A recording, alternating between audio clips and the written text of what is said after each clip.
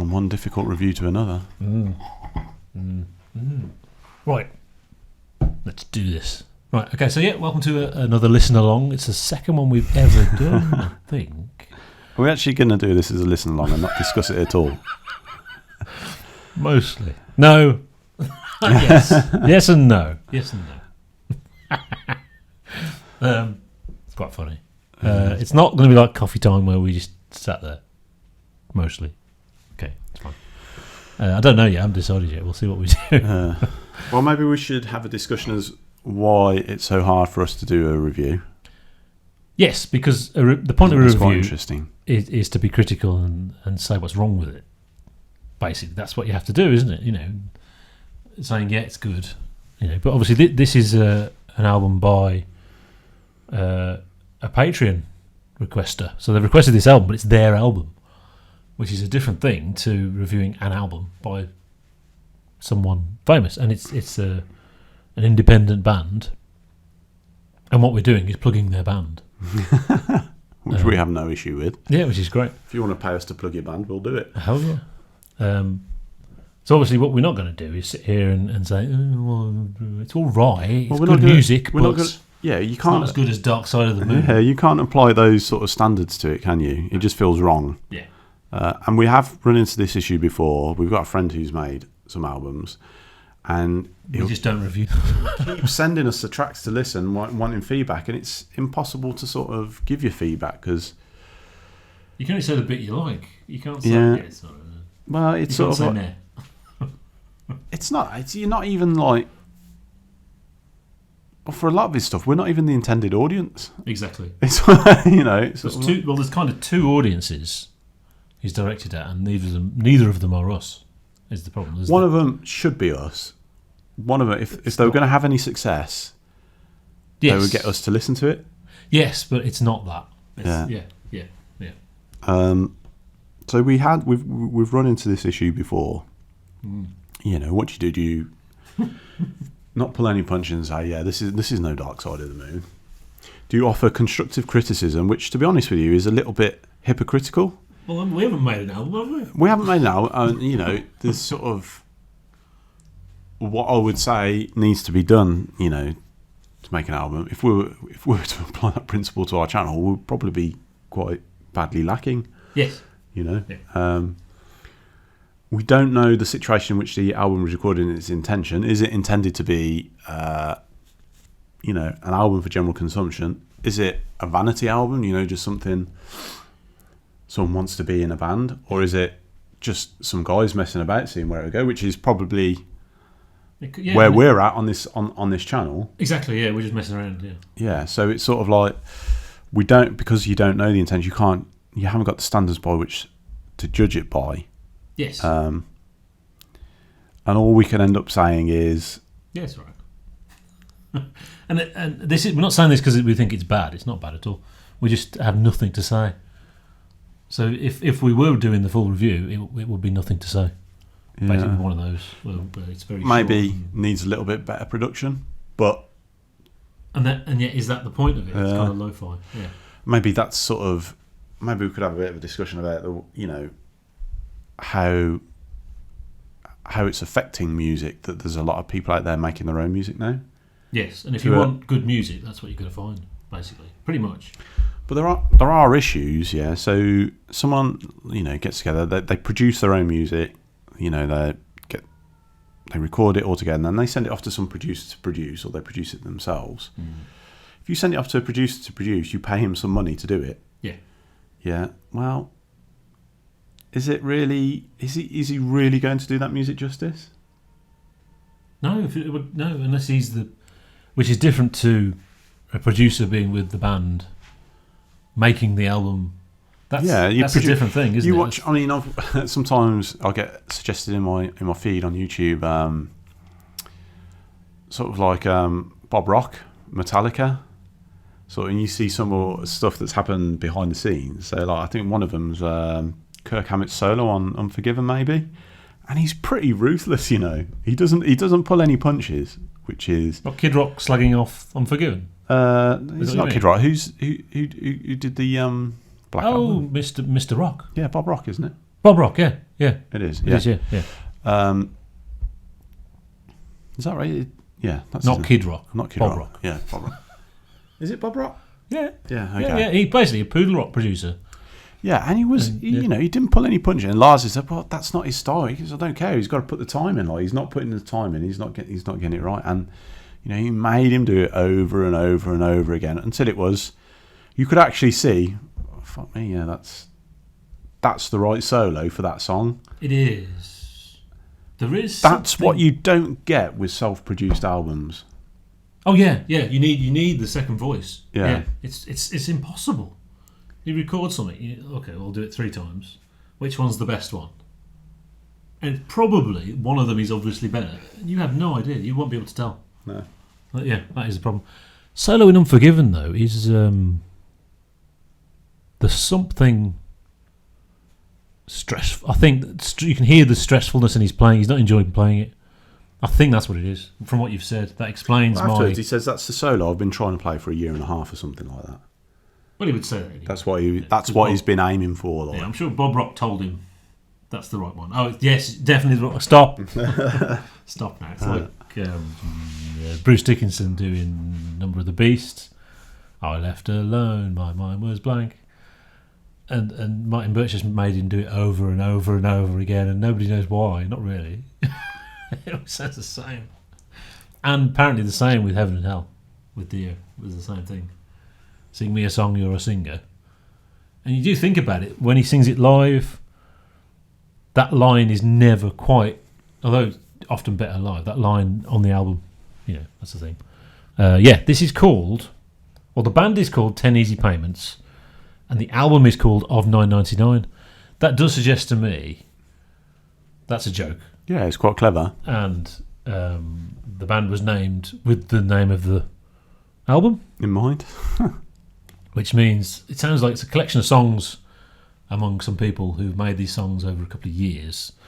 We've now got enough songs to make an album, put them all on an album. I think that's, they're not really an album, they're a performing band who have fun. That's the impression I get. It makes it very hard to Google though, and there isn't much on there. So even if you actually constrain it to 10 Easy Payments band, it's still and there is a band called 4 Easy Payments, which isn't this, something else. It's like American folk. So starts off, there's things with the piano and acoustic, bit of electric guitar chords. The drumming is where it's happening, and you think, oh, okay, the drummer's pretty cool. Sort of tasteful melancholy, and you think, oh, it's a whole album of this, it's all right. But it does change, so it goes jazzy basically. It's, the first couple of songs mislead you into thinking they're more lo-fi than you think, actually, I think, interestingly. And obviously, as with all things, when it's better if it's jazzy, obviously, because it's the best one. It's a jamming feeling, it's loose, and it is lo-fi. I think you could call it lo-fi. People see that as a genre, and I don't mean that. It's lo-fi, but it doesn't sound rubbish. It's just jamming sound. Not expensively recorded. Everything sounds live, which is a welcome thing. I'm glad there's no auto-tune or something. It does have that self-recorded drum sound, though, doesn't it? Yes, the drums could have been done with being recorded more professionally. Very difficult, isn't it? Yeah. It does say on their Facebook page, because that's all there is, as far as I could tell. Although it's hard to find.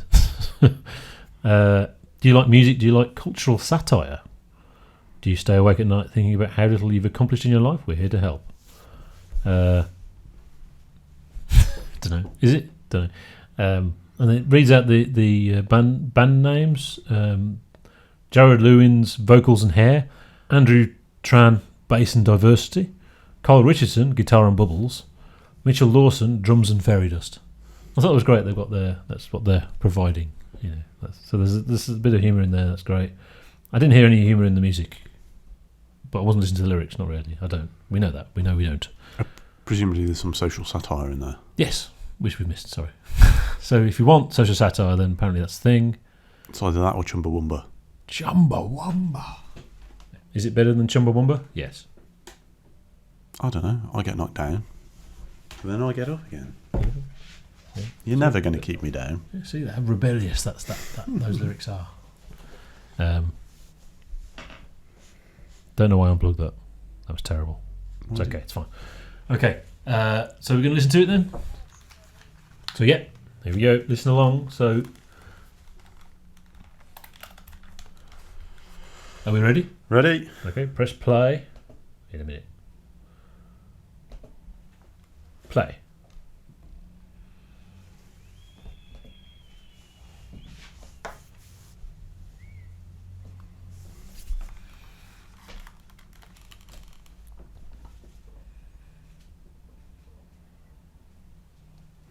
Sounds quite Radioheady at the start. Mm.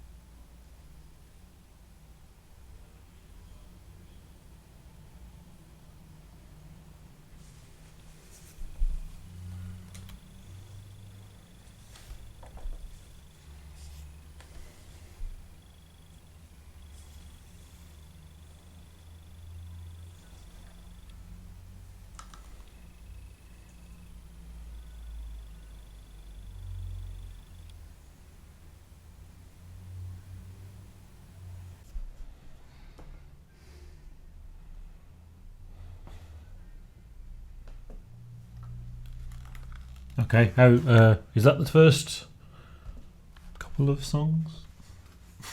That's the first couple of songs we've heard, haven't we? Yeah. Yeah. So we're in Sunstroke Aftermath. Yeah, we've enjoyed it. I hope you enjoyed it too. The Aftermath's only quite a brief bit at the end of things, but it's a drum thing, isn't it? So, that was pretty cool. But I think it's the next song where it gets good, actually. So yeah. Next song.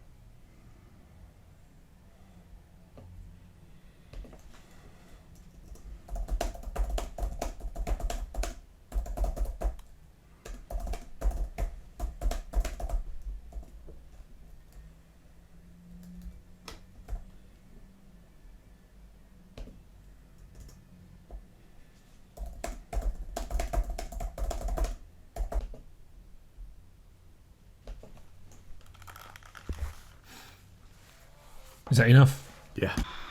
Oh, I'm so tired. Right, that's it done now, isn't it? We are done, aren't we? Yeah. Oh, thank God.